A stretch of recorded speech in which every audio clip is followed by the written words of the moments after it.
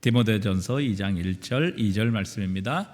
우리 두 절을 다 같이 한 목소리로 읽겠습니다. 그러므로 내가 첫째로 권하노니 모든 사람을 위하여 간구와 기도와 도고와 감사를 하되 임금들과 높은 지위에 있는 모든 사람을 위하여 하라.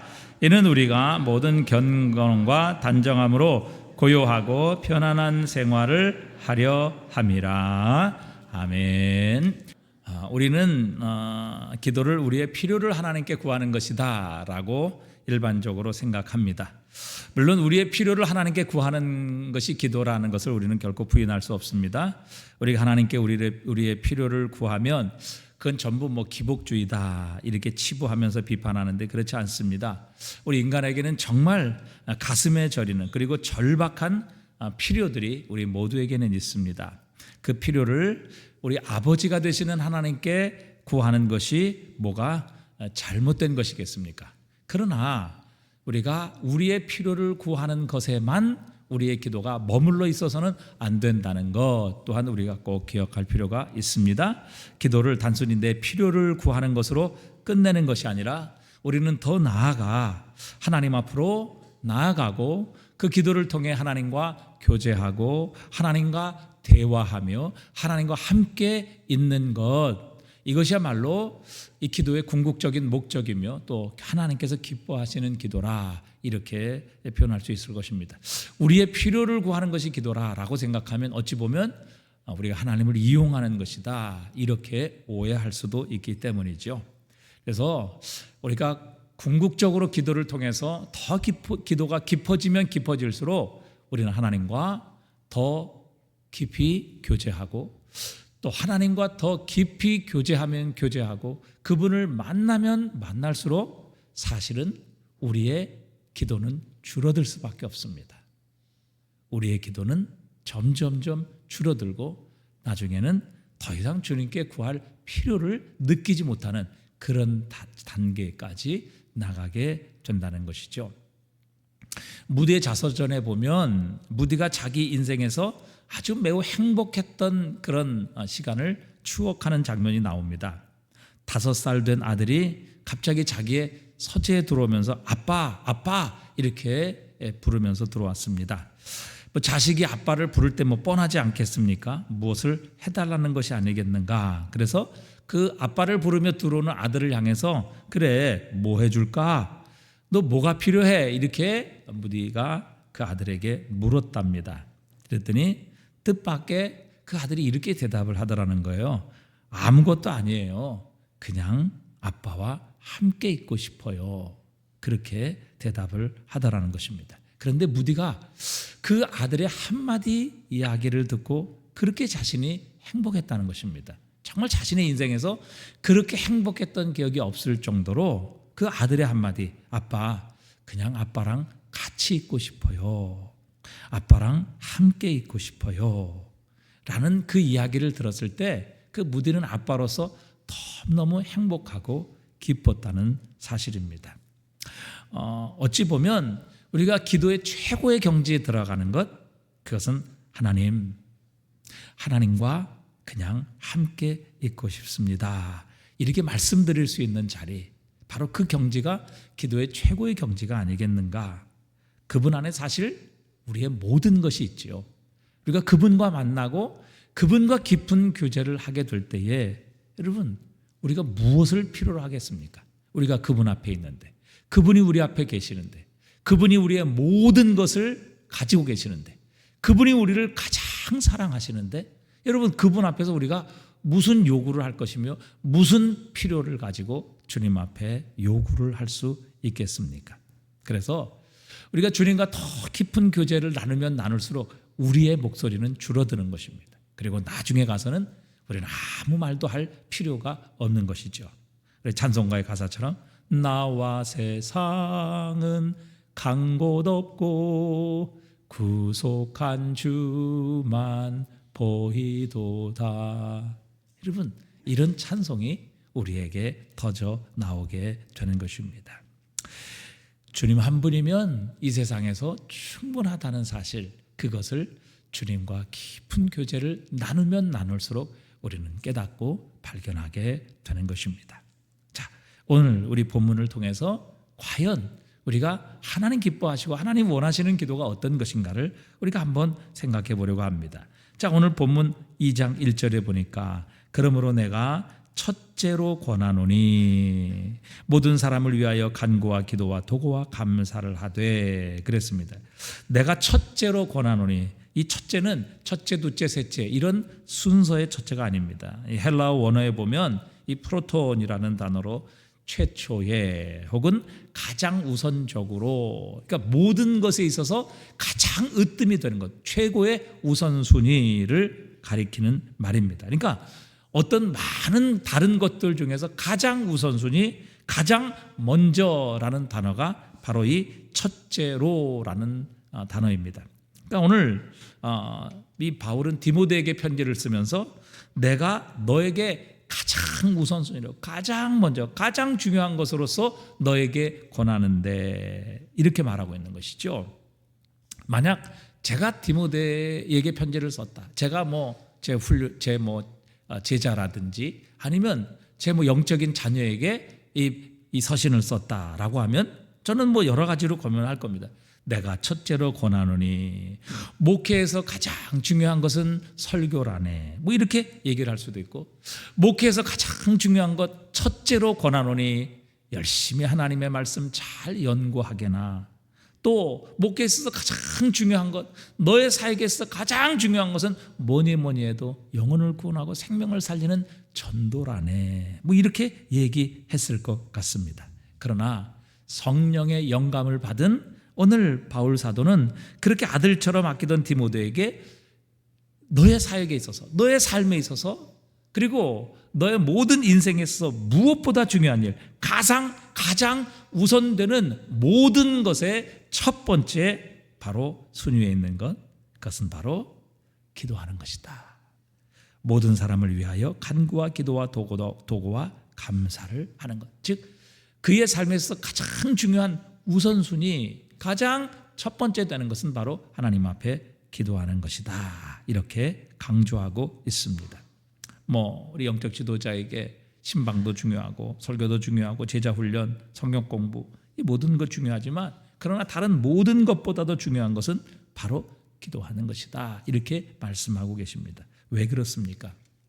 여러분, 기도를 통해서만 이 모든 것이 능력이 있어지는 것이죠. 하나님의 말씀도, 전도도, 그리고 성경 공부도, 또 우리의 삶의 봉사도, 헌신도, 우리의 예배도, 여러분, 기도를 통해서 이 모든 것이 살아나는 것입니다. 기도를 통해서 능력이 있어지는 것입니다. 기도할 때에 이 모든 것들이 사람에게 효력이 발생되게 되는 것입니다.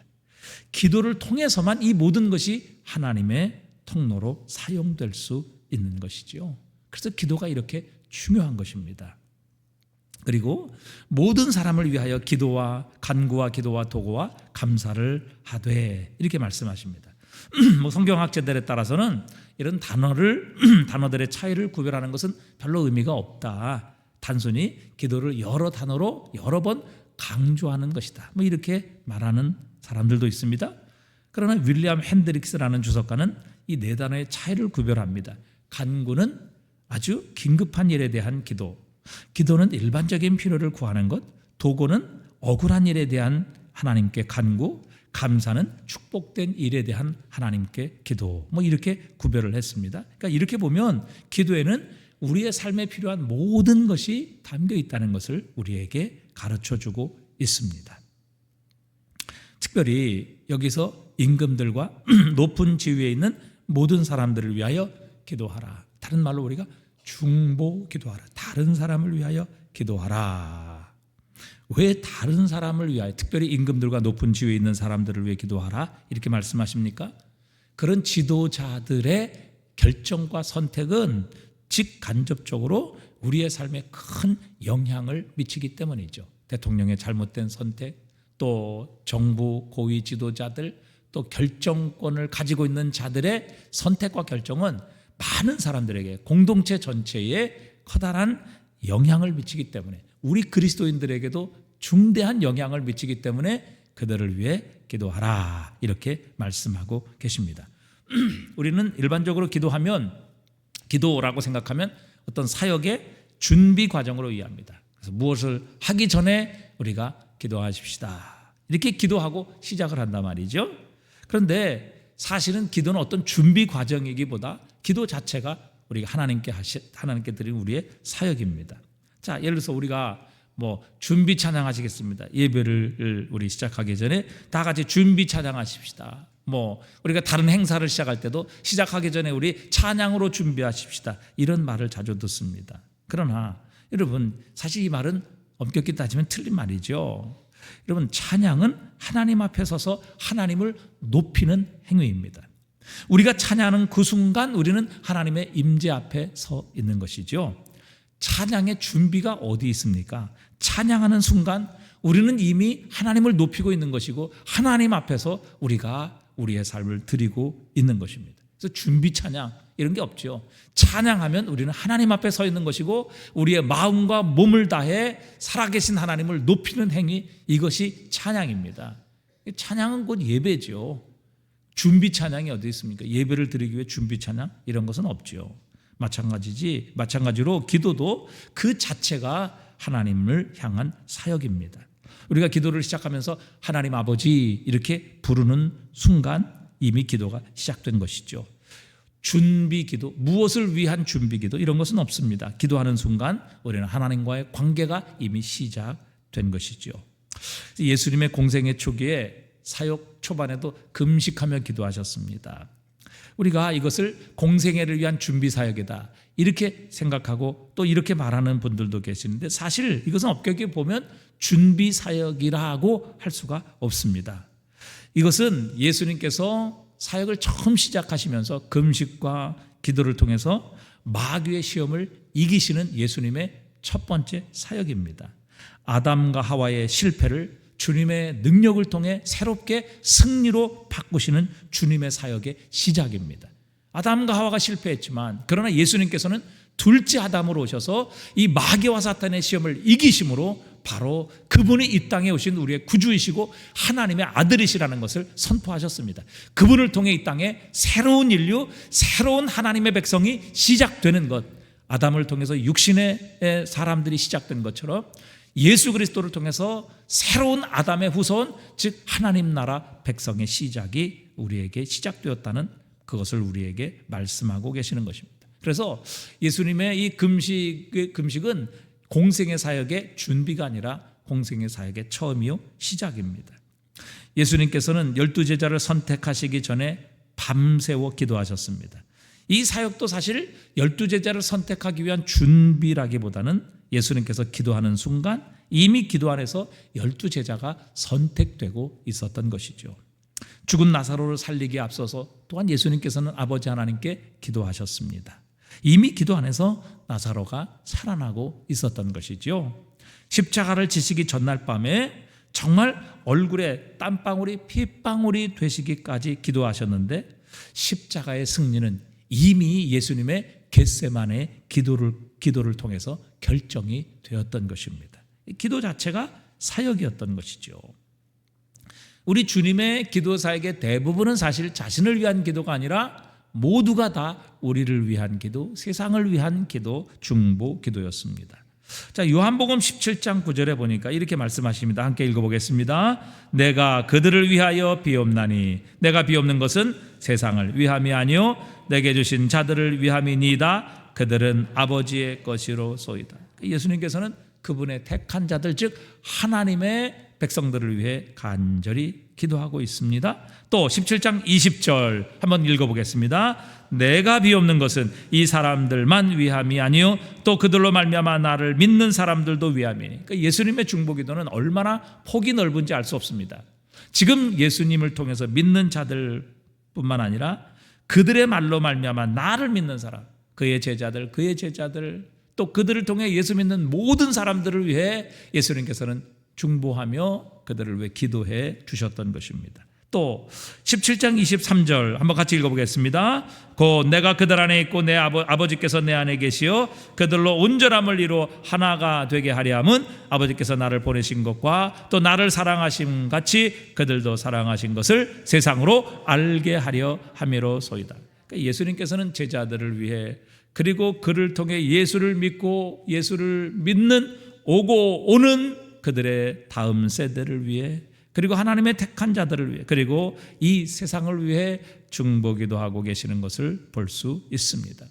예수님께서는 시몬을 향해, 베드로를 향해 이렇게 말씀하셨죠. 누가복음 22장 31절에 보니까 시몬아 시몬아 보라, 사탄이 너희를 밀가부릇 하려고 요구하였으나 그러나 내가 너를 위하여 내 믿음이 떨어지지 않기를 기도하였노니 너는 돌이킨 후에 내 형제를 굳게 하라.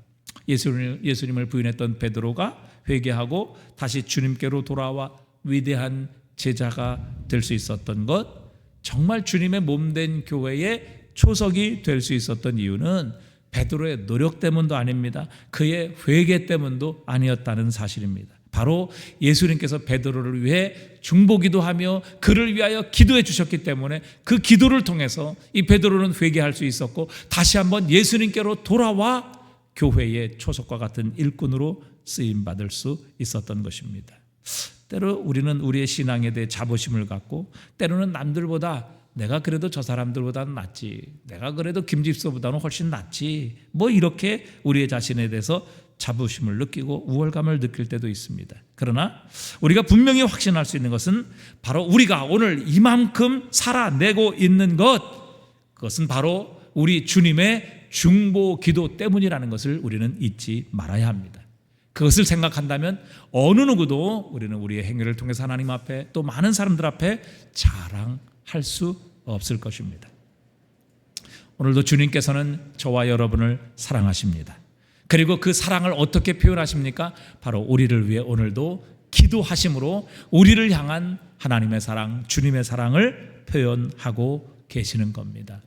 자, 히브리서 10장 11절 우리 13절까지 한번 다 같이 읽어보겠습니다. 제사장마다 매일 서서 섬기며 자주 같은 제사를 드리되 이 제사는 언제나 죄를 없게 하지 못하거니와 오직 그리스도는 죄를 위하여 한 영원한 제사를 드리시고 하나님 우편에 앉으사 그 후에 자기 원수들을 자기 발등상에 되게 하실 때까지 기다리시나니 그랬습니다. 자, 11절을 한번 잘 보시기 바랍니다. 11절과 12절은 구약의 제사장들과 진정한 대제사장이 되시는 예수 그리스도의 사역을 비교하고 있습니다. 자, 11절에 보니까 구약의 제사장들은 제사 드릴 때마다 어떤 자세를 가지고 제사를 드렸습니까?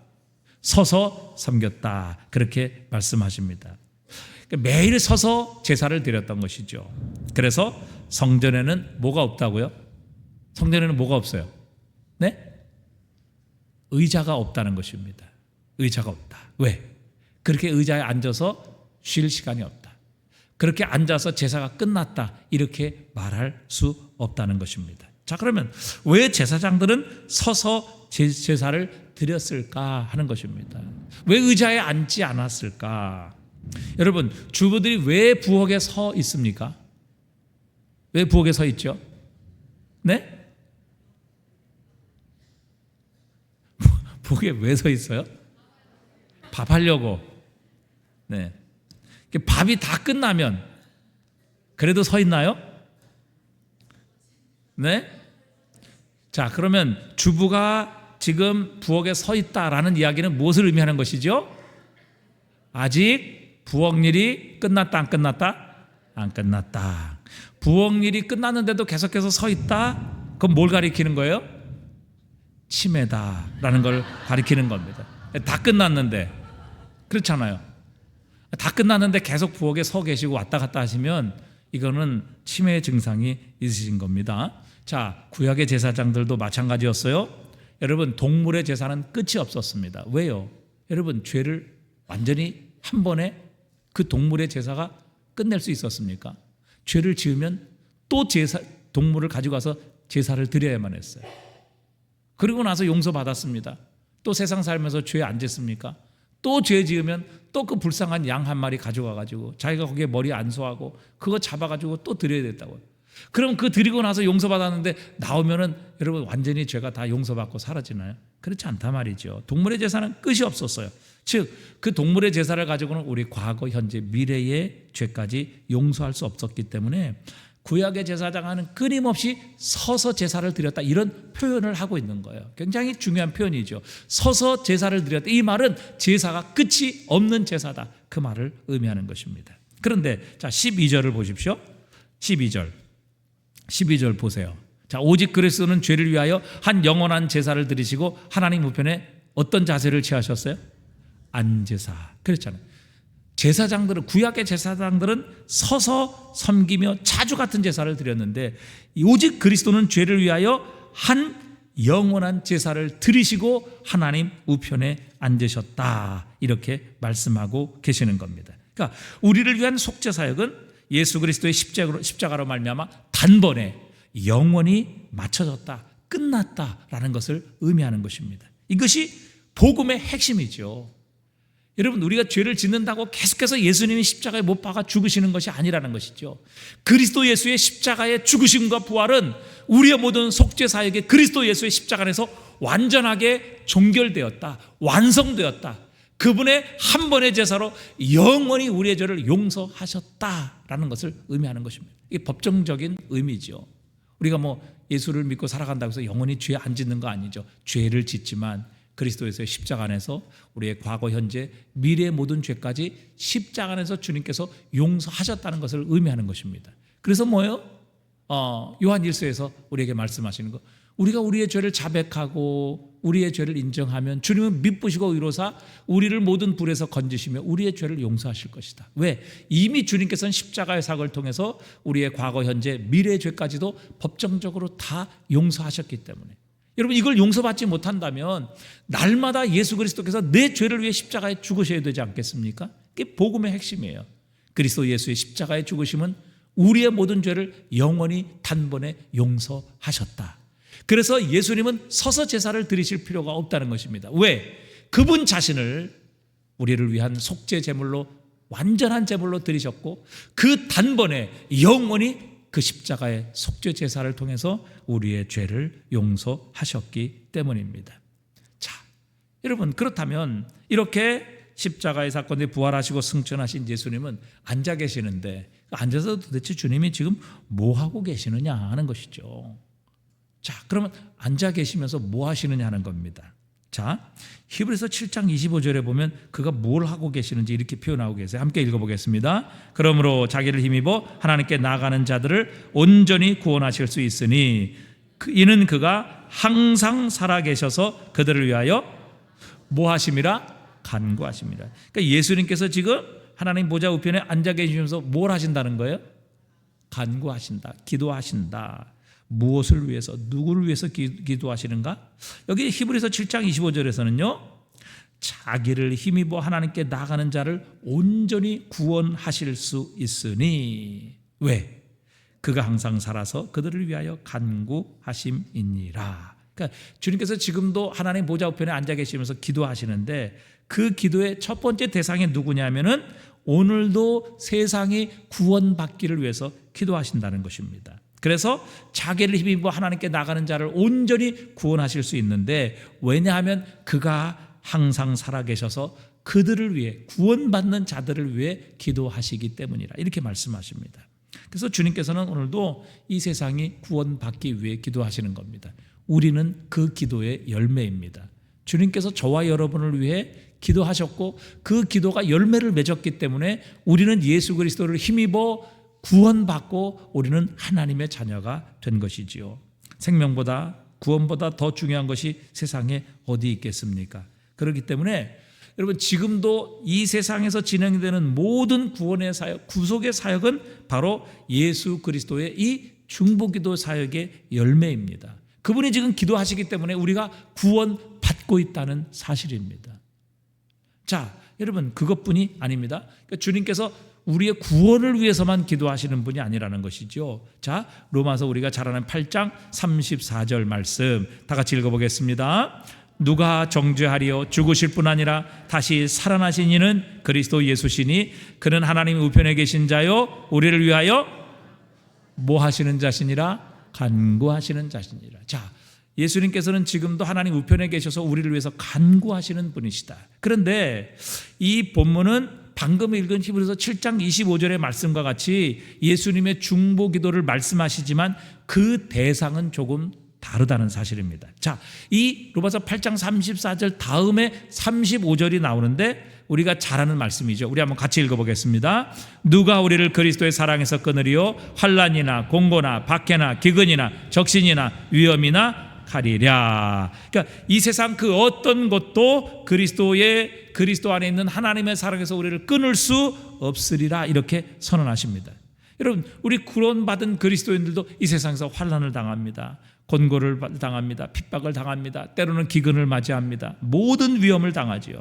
그러나 이 모든 것들이 그리스도 예수 안에 있는 하나님의 사랑에서 우리를 끊을 수 없다, 이렇게 예수님은 선언하십니다. 왜입니까? 왜 그 모든 세상의 환경, 세상의 위협, 세상의 심지어는 핍박, 우리의 대적 원수들까지도 그리스도 안에 있는 하나님의 사랑에서 우리를 끊을 수 없는 이유가 무엇입니까?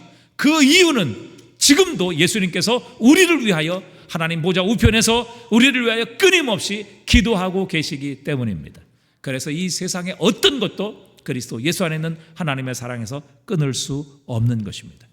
예수님이 오늘도 저와 여러분을 위해서 기도하고 계십니다. 어떤 환난도, 어떤 대적도, 어떤 위험도 하나님의 사랑에서 우리를 끊을 수 없도록 주님께서 지금도 끊임없이 저와 여러분을 위하여 우리 한 사람 한 사람의 이름을 부르며 간구하고 기도하고 있기 때문에 누가 우리를 그리스도의 사랑에서 끊으리요? 어떤 것도 우리를 끊을 수 없다. 왜냐하면 그가 하나님 우편에 계신 자요 우리를 위하여 간구하시는 자이시기 때문이라, 이렇게 말씀하고 계시는 겁니다. 자, 여러분, 예수님의 기도, 대부분의 예수님의 기도는 자신을 위한 기도가 아니라 다른 사람을 위한, 우리를 위한, 이 세상을 위한, 죄인들이 구원받기 위한 중보의 기도라는 것을 우리는 발견할 수 있습니다. 자, 그러면 오늘 한번 우리의 기도로 돌아가 보도록 하겠습니다. 여러분, 우리의 기도를 한번 쭉 돌아보시겠습니다. 우리의 기도는 과연 어떤 내용으로 채워져 있습니까? 가만히 살펴보면 우리의 기도의 대부분 다 나 자신에 관련된 것으로 채워져 있습니다. 내 자신을 위한 기도, 건강을 위한 기도, 또 잘 될 수 있는 기도, 내 자녀를 위한 기도, 내 사업을 위한 기도, 내 교회를 위한 기도, 다 나를 위한 기도입니다. 물론 이 기도를 하지 말라는 것이 아니죠. 우리가 반드시 이 기도 해야 되고 우리에게 필요한 것입니다. 그러나 여러분, 우리의 기도가 이것이 전부다, 이런 나에 관련된 기도로 내 기도가 전부 채워져 있다라고 한다면, 여러분, 우리에게 있어서 하나님 주신 최고의 계명이 뭐예요? 하나님 사랑하고 이웃을 사랑하라는 계명이죠. 이 하나님 사랑하고 이웃을 사랑하는 이 계명을 우리는 잊고 사는 것입니다. 기도를 통해서 여러분, 하나님은 우리를 사랑하신다는 것을 바로 우리를 위한 기도를 통해서 표현하고 계신다 말씀드렸어요. 그러면 우리가 이웃을 사랑하는 것을 무엇으로 표현할 수 있겠느냐 하는 것입니다. 바로 이 이웃을 사랑하는 것은 우리의 이웃을 위해 우리가 간구하고 기도하는 중보 기도를 통해서 우리가 이웃 사랑을 우리가 확인하고 그것을 실천하며 살아갈 수 있는 것입니다. 여러분, 우리의 기도가 전부 나에 관련된 것, 또 나에 대한 기도가 전부라면 내 사업 잘 되고, 내 자녀 잘 되고, 내 건강하고, 또 내 교회가 잘 되고, 내 교회가 부흥되고, 여러분, 내 관련된 것이 전부라면 우리는 지금 정말 하나님께서 우리에게 주신 가장 중요한 계명, 내 이웃을 내 몸과 같이 사랑하라라는 이 계명을 잊고 있는 것입니다. 그러나 중보 기도는 이웃을 향한 최고의 표현 중에 하나입니다. 주님께서 우리를 위해 지금도 기도하고 계신다는 것은 그만큼 우리를 향한 주님의 사랑을 표현하고 계시는 것이죠. 이사야, 예레미야, 에스겔 같은 구약의 선지서들을 읽어보면 하나님께서 한 시대에 한 민족을 구원하기 위해 기도하는 한 사람을 찾고 계신다는 것이 얼마나 말씀에 자주 나오는지 알 수 없습니다. 하나님은요, 오늘도 한 사람을 찾고 계십니다. 자, 에스겔서 22장 30절 말씀 우리 한번 다 같이 읽어보겠습니다. 이 땅을 위하여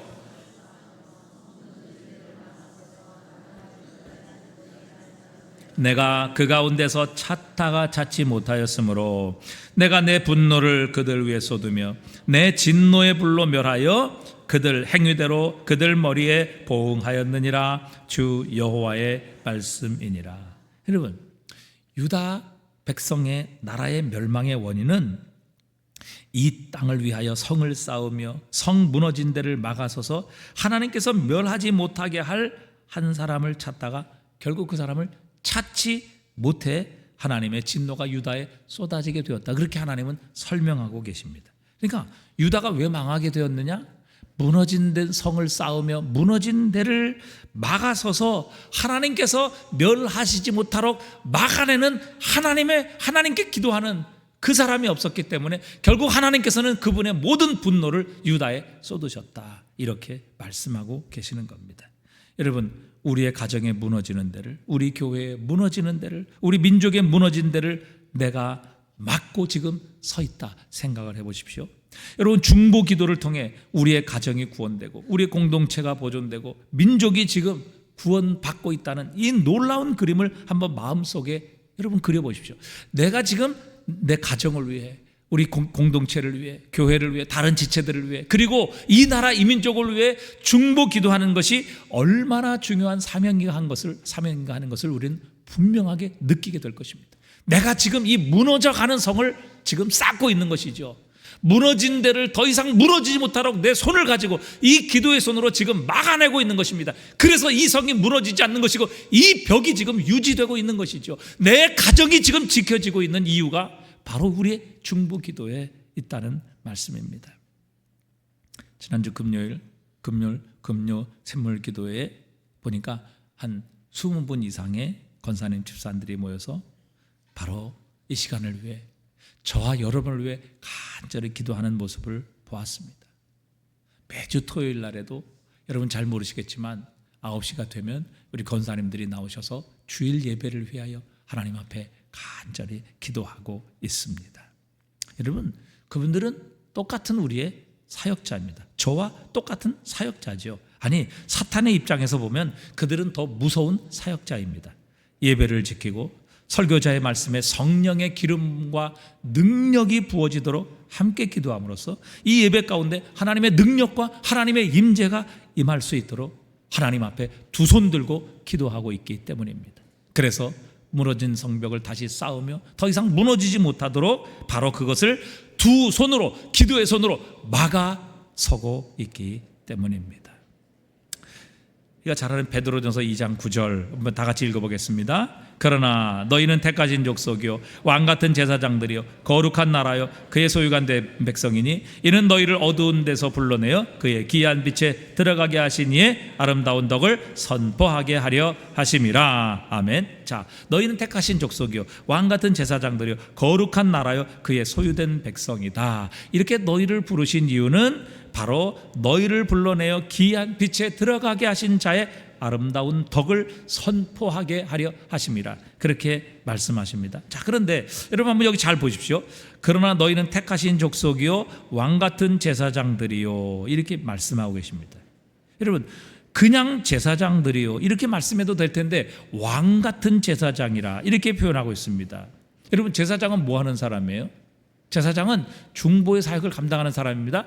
하나님과 백성들 사이에 서서 하나님의 말씀과 뜻을 선포하고 또 백성들의 죄를 짊어지고 하나님 앞에 나와 대속의 제사를 드리는 사람이 제사장이죠. 그러니까 제사장은 하나님과 백성들 사이의 중보자입니다. 그래서 예수님께서 대제사장인 이유가 하나님과 백성들 사이의 진정한 중보자이시기 때문에 예수님을 대제사장이라 그렇게 표현하고 있는 것입니다. 그런데 여러분, 너희는 택하신 족속이요 왕같은 제사장들 이렇게 표현한단 말이죠. 너희는 택하신 족속이요 제사장들이요 거룩한 나라요 그의 소유가 된 백성이지 이렇게 표현하면 되잖아요. 근데 여기 보니까 뭐 같은 제사장이라고요? 왕같은 제사장이라는 단어가 붙어 있어요. 왜 왕같은 제사장이라는 단어를 그 앞에 붙였을까요? 생각해 보신 적이 있으십니까? 생각해 보신 분이 있으세요? 왜 그냥 제사장이라고 그냥 표현하면 될 텐데 왕 같은 제사장이라 이렇게 표현하셨을까요? 왕 같은 제사장이라는 표현은 다른 곳에 없거든요. 왜 왕 같은 제사장이라고 표현하셨을까요? 왜 제사장 앞에다가 왕 같은이라는 것을 집어넣었을까요? 왜? 생각해 보신 적이 있으십니까? 있으세요? 왜? 왜 왕 같은 제사장이라고 그렇게 표현하셨을까요? 여러분, 전 그렇게 생각했어요. 중보 기도하는 역할이 마치 왕과 같은 역할을 이렇게 하는 것이기 때문에 왕 같은 제사장이라고 붙여놓은 것이 아닌가 이렇게 생각을 해봤어요. 여러분, 왕은 뭐 하는 사람인가 하면요, 사람의 운명을 바꾸는 통치자의 역할을 하는 사람이 왕입니다. 그러니까 왕은 사람을 죽일 수도 있고 살릴 수도 있어요. 모든 죄를 용서할 수도 있고요, 그 사람을 또 죽일 수도 있는 이 권한이 있어요. 그러니까 왕은 사실 그 사람의 운명을 바꾸는 권세를 가진 통치자예요. 그러니까 여러분, 왕 같은 제사장이라는 표현도 여러분, 그 제사장이라는 중보 기도의 사역을 하는 그 사람의 역할이 그 중보 기도를 통해서 그 사람과 그 공동체의 운명을 바꾸는 역할을 할 수 있다는 이런 표현으로 받아들일 수 있는 겁니다. 그러니까 왕 같은 제사장이라는 것은 마치 왕이 한 사람의 운명, 한 공동체의 미래를 결정할 수 있는 능력을 가진 것처럼, 여러분, 제사장으로서의 중보의 기도의 역할을 하는 사람은 그 다른 사람과 그 공동체의 운명을 좌우할 수 있는 능력을 가진 존재가 바로 왕 같은 제사장, 중보 기도하는 자의 역량이라, 능력이라, 사역이라 이렇게 표현할 수 있는 것입니다. 그러니까 여러분, 기도를 하게 되면요, 한 가정이나 사회나 민족의 새 역사를 만드는 일에 우리가 참여하는 것입니다. 그러니까 중보 기도가 이렇게 위대한 거예요.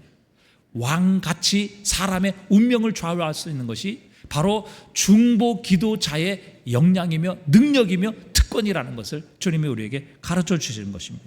중보 기도의 제사장적인 사역, 그것은 한 개인 사회의 운명을 결정하는 왕권을 행사하는 일이라는 사실입니다.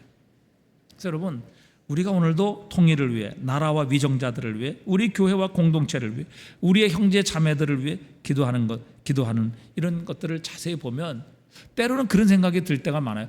야, 이게 너무 헛맹랑한 거 아닌가? 정말 내가 기도한다고 해서 남북이 통일이 될까? 우리가 기도한다고 해서 나라가 바뀔까? 여러분, 이런 의심을 가질 때가 참 많아요. 우리가 하나님에 대한 믿음이 없어서 그렇죠. 하나님이 어떤 분이시고 그분이 결정하시고 선택하실 때 우리의 삶에 어떤 일도 일어날 수 있을 것인가라는 것을 믿지 못하기 때문에 우리는 때로 그렇게 기도하면서도 우리의 기도가 허무맹랑해 보일 때가 굉장히 많다는 사실입니다. 그렇게 되면 우리의 기도가 힘이 없는 것입니다. 그러나 왕 같은 제사장, 왕처럼 그 사람의 운명을 좌우할 수 있는 권세를 가졌다라는 이 믿음을 가지고 왕 같은 제사장으로서 우리가 우리의 형제 자매를 위해, 우리의 공동체를 위해, 이 나라의 민족을 위해, 저 북한 땅을 위해 기도하게 될 때에 우리의 중보 기도를 통해서 하나님은 어떤 일도 행하실 수 있다는 사실입니다. 제가 이번 주에 통일전망대 교회 20주년 기념 예배를 드리기 위해서 이제 우리나라 이쪽 동쪽의 제일 끝 북단 통일전망대를 방문을 했습니다. 그래서 이제 그런 아침에 우리가 한 9시쯤에 예배를 드리기 위해서 그날 아침에 이제 저희가 숙소에서 자고 아침에 일찍 일어나서 군부대 인솔을 받아서 통일전망대 안에 있는 통일전망대 교회 가서 이제 예배를 드리기로 돼 있었어요. 그런데 아침에 8시에 식사를 하면서 북한군의 움직임이 심상치 않다 이래서 갑자기 비상이 걸렸어요. 그래서 휴전선 인근에 있는 모든 이 검문소에는 다 폐쇄가 됩니다. 그리고 출입금지 명령이 떨어집니다. 검문소도 다 폐쇄됐어요. 우리는 이미 군부대의 허락을 받았습니다. 한 열흘 전에 우리의 신분증, 주민등록 다 해가지고 다 이제 허락을 다 받아가지고 우리는 그 군인들의 인솔하에서 그 통일전망대를 검문소를 통해서 통일전망대를 들어가서 거기에서 그 통일전망대교에서 예배드리도록 그렇게 모든 것이 다 준비되어 있었어요. 그런데 그날 아침에 이런 사건이 터지게 된 겁니다.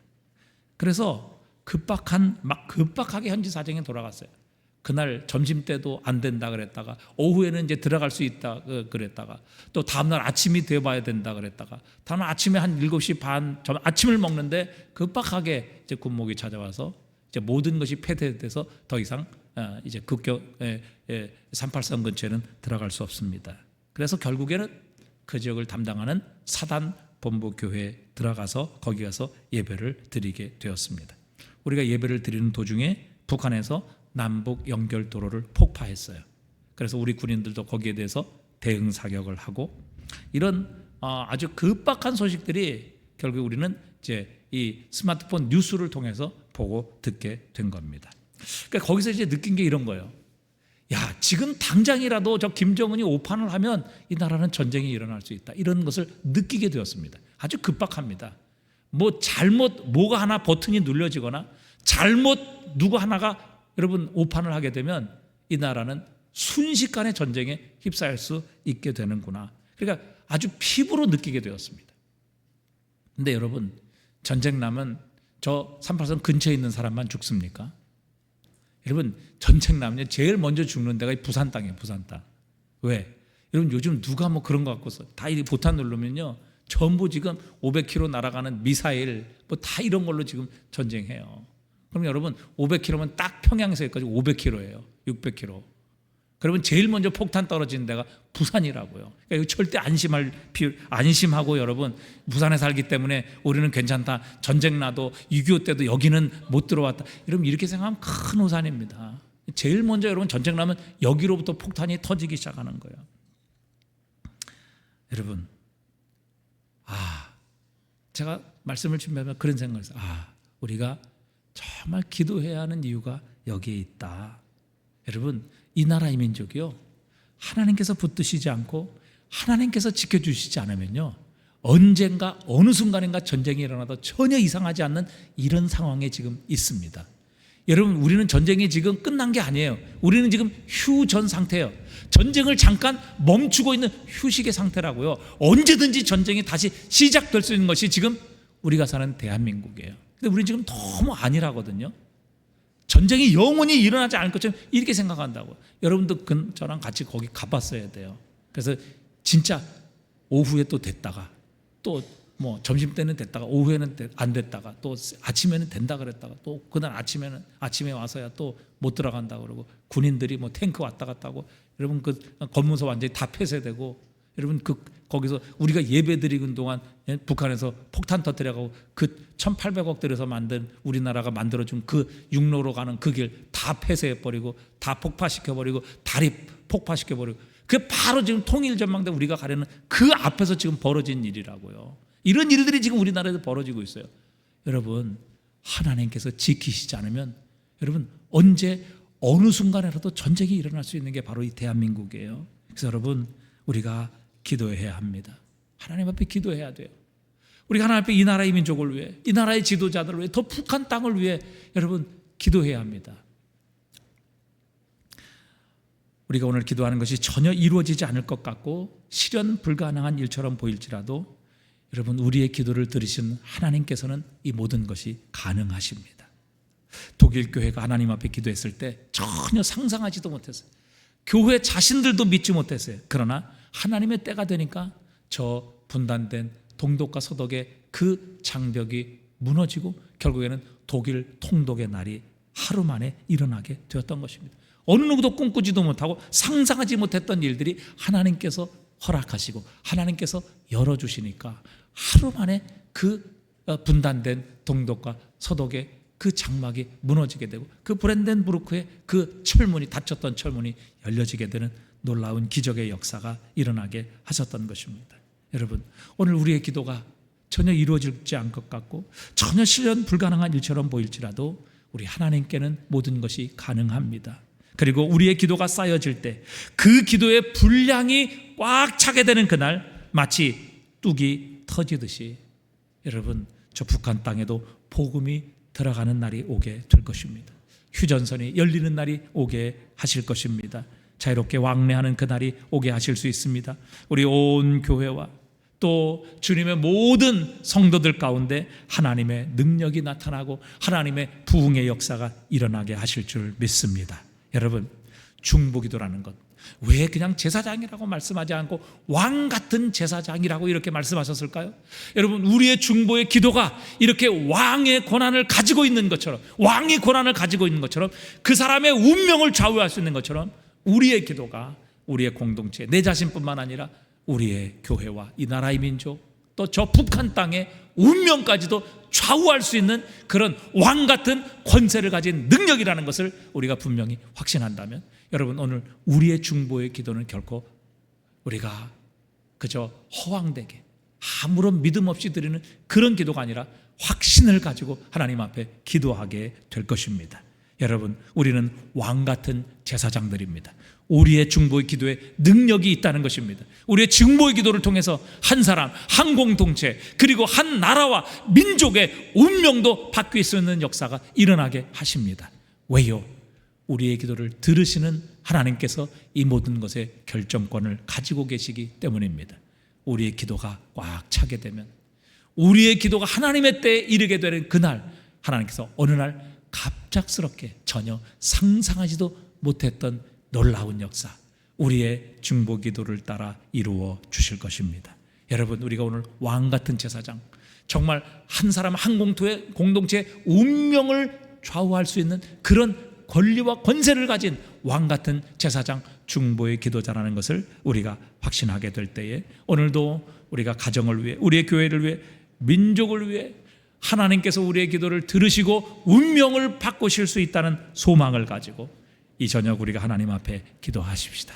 그때 우리의 기도를 통해 하나님께서 이 나라, 이 민족, 우리의 가정, 주님의 몸된 교회를 지키시고 보호하시고 힘주시고 능력 주실 줄 믿습니다. 우리의 운명이 바뀌는 역사가 일어나게 하실 줄 믿습니다.